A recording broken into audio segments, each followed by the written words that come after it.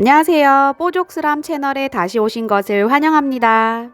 Halo guys, selamat datang kembali di Pojok Seram. Hari ini gue akan menceritakan cerita lanjutan film dari Korea yang berjudul Midnight Horror. Hayo kita mulai.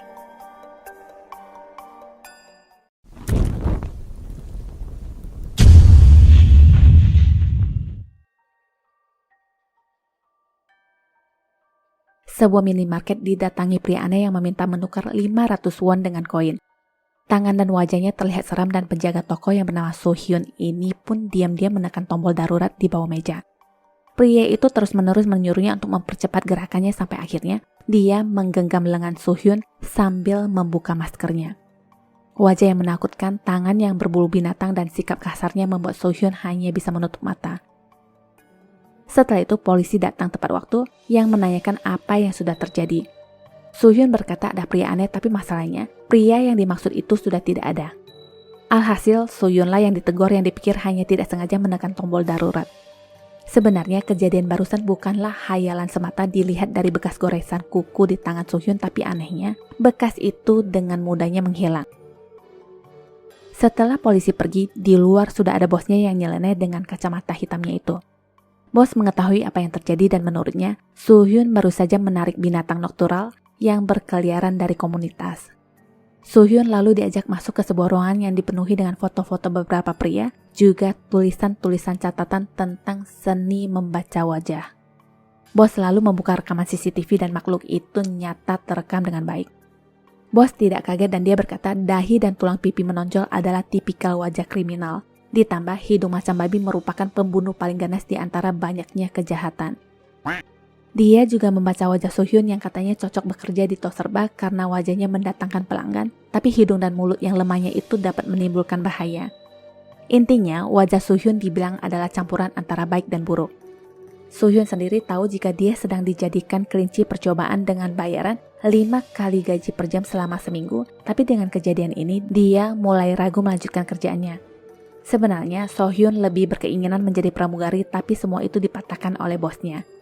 Menurut bosnya, jika dia menjadi pramugari, bahkan pesawat baru pun bisa nyungsep karena dia. Ini bukan mengutuk juga bukan julid, tapi menurut bosnya, wajahnya yang seakan berkata demikian. Apapun itu, nasib bukan berarti tidak bisa dirubah. Bos menawarkan uang 2 juta won sebagai insentif untuk setiap percobaan. Melihat uang itu, jiwa Miss Queen So Hyun pun berontak dan menyetujui melanjutkan pekerjaan beresiko tersebut. Sebelum pergi, Bu Bos menaruh sebuah kotak kayu yang entah apa isinya. So Hyun mengerjakan tugasnya sedangkan bosnya terus mengambil gambar dan meneliti. Bekerja di tos serba itu hanyalah pekerjaan sampingan dan besoknya dia tetap mengikuti kelas pramugari untuk menggapai cita-citanya. Omongan Bu Bos sendiri sepertinya sedikit mempengaruhi. So Hyun bertanya pendapat temannya tentang wajahnya dan menurut temannya, wajah So Hyun itu akan menarik pelanggan yang menjengkelkan, juga susah diatur. Terus bagaimana dengan wajah yang bisa membuat pesawat meledak? Pertanyaan itu justru membuat temannya bertanya-tanya apa maksudnya. Sorenya dia kembali ke toko, tapi kali ini dengan persiapan yang lebih matang. So Hyun membawa alat setrum bersamanya untuk berjaga-jaga. Pelanggan pertama, inilah si gendut yang banyak tingkah sampai nunjuk-nunjuk hanya karena tidak mendapatkan makanan yang dia mau. Dia lalu mengendus-gendus box kayu yang misterius itu dan berusaha membukanya dengan paksa yang dipikir daging segar. Setelah box itu dibanting ke lantai, ternyata isinya kepala manusia yang menggelinding keluar. Lampu mendadak mati dan Bu Bos pun datang yang langsung mengunci pintu. Dia mengatakan bahwa wajah si gendut ini tidak bisa mengendalikan keserakahannya. Wajah yang tidak punya uang tapi maksa hanya untuk makanan. Setelah itu Bu Bos melayangkan pisau ke arahnya yang langsung membuatnya tumbang. Melihat itu, So Hyun menjadi takut dan ingin segera pergi, tapi sayangnya tidak semudah itu. So Hyun berkata dia ingin resign dan tidak ingin terlibat dalam hal ini, yang dijawab Bu Bos wajahnya akan membawa kesialan. Wajah yang masih memiliki wajah seperti di dalam kotak dan Bu Bos mengaku hanya akan mencoba menetralkan wajah miskinnya untuk mendapatkan keberuntungan. Baginya mata So Hyun yang ingin diubah bentuk seperti bangau, tapi sebelum itu terjadi, dia langsung disetrum dengan alat yang dibawa tadi. Kacamata Bu Bos terlepas dan So Hyun langsung bersembunyi di sebuah ruangan. Tak lama terdengar suara tawa bencong yang bertanya. Bu Bos ternyata pria yang sengaja merubah diri dan dia bertanya apa pendapat So Hyun tentang wajahnya. Menurut Bu Bos, wajah memang bisa merubah nasib. Itulah kenapa dia merubah wajah, suara, dan jenis kelaminnya. Sekarang yang dia inginkan adalah mengubah Soo-hyun. Dia lalu sengaja mengatur suhu ruangan agar Soo-hyun keluar. Setelah pintu dibuka, terlihat si bencong menakutkan ini memiliki 5 biji mata layaknya kejadian saraf. Itulah alasan kenapa dia selalu memakai kacamata hitam pagi, siang, malam.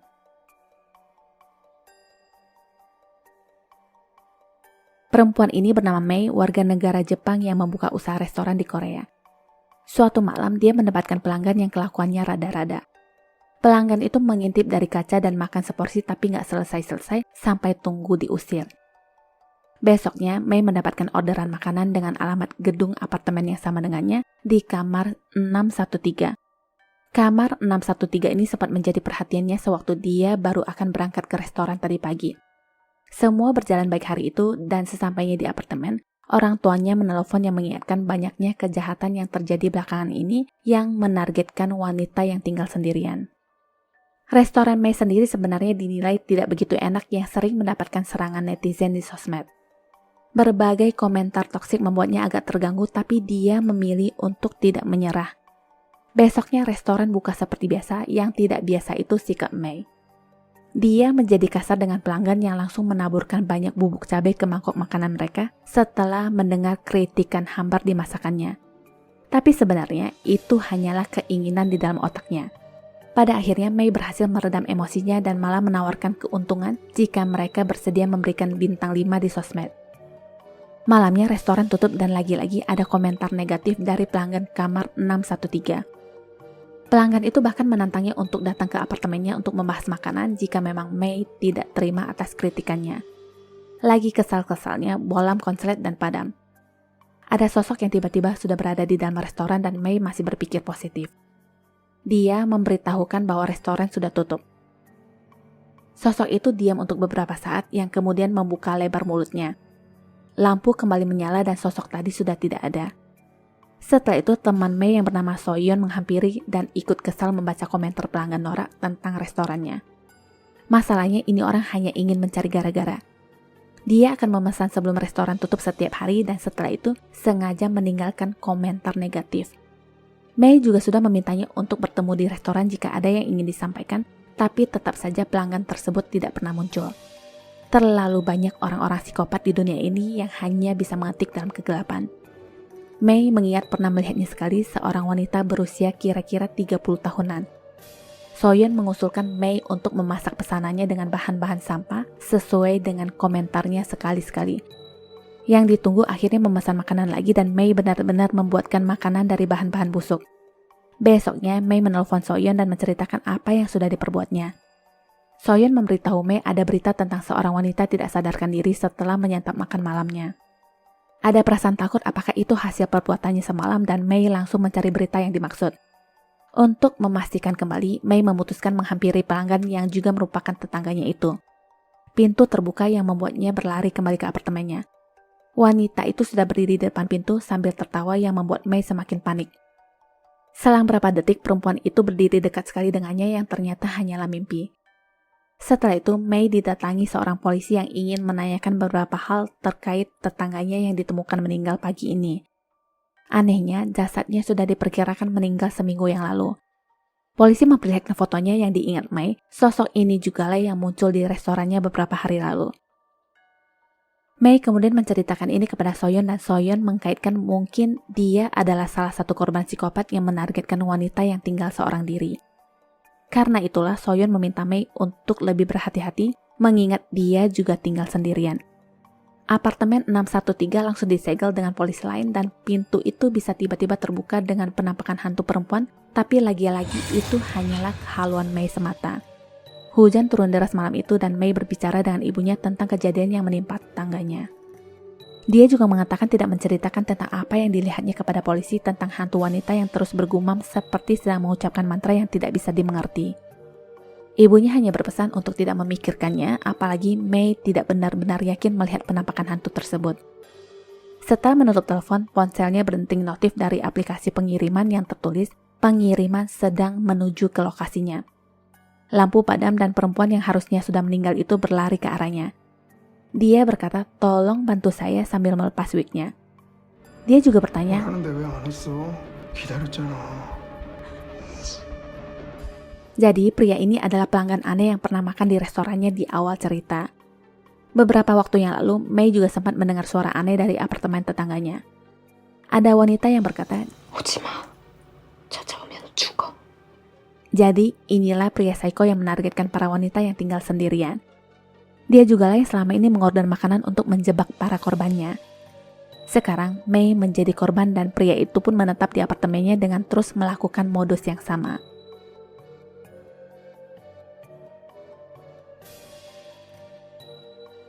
Film dimulai dengan seorang perempuan yang terlontang-lantung sambil kumar-kamit berkata, "Aku sedang mencari orang hilang." Di depannya ada selembar brosur orang hilang bernama Chulsik yang adalah pekerja keamanan sebuah perusahaan berusia 36 tahun. Di tempat lain ada seorang wanita petugas keamanan bernama Suin yang mendapatkan panggilan alarm di Galaxy The Wings 611 lantai 6. Dia pun segera meluncur dan sesampainya di tempat yang dimaksud, suasana terlihat sepi. Sebuah troli bergerak seperti didorong tapi tidak terlihat orangnya. Dia memeriksa langsung ke alarm pintu yang menyala tapi tidak terjadi kerusakan dan asumsinya sekarang mungkin hanya alarm yang konslet. Seseorang seperti sedang memperhatikannya dari balik dinding. Suin terus berjalan berkeliling dan tidak menyadari ada seorang pria yang sedang berdiri dengan menggunakan topeng. Pria itu berpindah ke tempat lain dan sekarang sekilas sedang berdiri di depannya lalu menghilang. Tak lama, dia akhirnya menyadari seorang pria berseragam yang mungkin sudah tidak bernyawa dengan posisi duduk. Sosok bertopeng itu muncul di hadapannya dan Suin pun berbalik arah sambil melaporkan ada yang tidak beres. Dia tampak menghindari pria misterius itu, tapi anehnya, pria itu muncul lagi dari arah atas. Singkat cerita, Suin turun sampai ke basement dan di sini ternyata tidak lebih baik. Ponsel tidak menangkap sinyal dan pria itu sudah berada di tempat yang sama dengannya. Setelah itu mereka pun akhirnya berhadapan yang langsung dihajar Suin. Di detik-detik terakhir ternyata itu kerjaan para rekannya yang mengaku beginilah cara mereka merayakan kedatangan orang baru. Dari bercanda menjadi cerita-cerita hantu. Katanya ada sebuah kasus di mana salah satu penjaga gedung hilang yang katanya dibawa ke dimensi lain. Entah benar atau orang hanya berpura-pura menghilang untuk menipu pihak asuransi agar mendapatkan uang. Tapi apapun itu, Pak Wang memberikan sebuah kamera yang bisa dipakai jika terjadi sesuatu yang akan terkonek ke semua staf keamanan. Setelah itu mereka berpisah dan Suin penasaran yang langsung mencari berita tentang staf hilang tersebut. Tertulis staf keamanan hilang sekitar jam 11 malam pada tanggal 25 Juni. Semua terkesan aneh karena tidak ada rekaman pengawas, tidak ada tanda-tanda orang masuk atau keluar, juga tidak ditemukan barang yang hilang dicuri. Pria itu sudah hilang selama sebulan. Dia lalu tertarik mencari tahu tentang ruang belakang. Sebuah cerita urban tentang labirin ruang kantor yang dibuat acak. Selagi melihat gambar itu, ibunya menelpon dan panggilan darurat pun kembali dari ruang listrik kelima, ruang bawah tanah Akub A Galaxia. Singkat cerita, Suin sudah sampai di tempat yang dimaksud dan bertemu dengan seorang bapak-bapak yang menanyakan tujuannya. Sebelumnya si bapak terlihat menelpon sambil melihat profil seorang pria sambil menyebut nama Yun Taiho, petugas keamanan yang dinyatakan menghilang. Suin berkata kedatangannya itu berhubungan dengan alarm yang berbunyi, tapi si bapak menjawab itu hanyalah sebuah kesalahan yang mungkin tidak sengaja kesenggol kucing. Untuk sekedar memastikan, Suin akan memeriksa ke dalam, tapi si bapak seperti mengkhawatirkan sesuatu. Dia menanyakan apakah tidak apa-apa karena jam sekarang persis seperti waktu itu. Suin menanyakan maksudnya, tapi karena si bapak tidak tahu harus menjelaskan dari mana, dia pun akhirnya mempersilahkan Suin untuk melakukan apa yang dia mau. Baru saja masuk ke sebuah ruangan, pintu tertutup dan terkunci. Dia lalu menelpon ketua tim yang dipikir lagi-lagi ingin mengerjainya seperti yang sudah-sudah. Pak Tim tidak mengerti apa yang dibicarakan dan Suin berkata dia sedang berada di ruang listrik bawah tanah di Galaxy, tapi Pak Tim menjawab tidak ada ruang listrik di sana. Tiba-tiba, Pak Tim seperti menyadari sesuatu dan menanyakan kenapa Suin masuk ke sana dan ponsel pun mengalami gangguan sinyal lalu terputus. Suin lalu berjalan yang sebenarnya ingin mencari jalan keluar, tapi akhirnya malah masuk lebih dalam lagi ke ruangan tangki air. Semakin berjalan semakin tersesat yang masuk lagi ke tempat lain. Pintu yang dilalui tidak akan bisa dibuka untuk kedua kalinya dan tiba-tiba terdengar suara barang jatuh dari atas. Dia lalu menyalakan kamera dan berjalan yang hanya berputar di tempat yang sama, seperti tidak ada jalan keluar yang sampai akhirnya kelelahan. Suin begitu frustasi dan berkata mungkin tidak bisa pulang. Setelah itu terdengar suara seperti gauman binatang dari atas yang tidak terlihat apa itu. Pada akhirnya Suin benar-benar menghilang setelahnya dan tamat. 시청해주셔서 감사합니다. 구독과 좋아요, 공유 잊지 마시고요. 다음 영상 알림을 위해 알람 설정도 부탁드립니다. Sampai jumpa.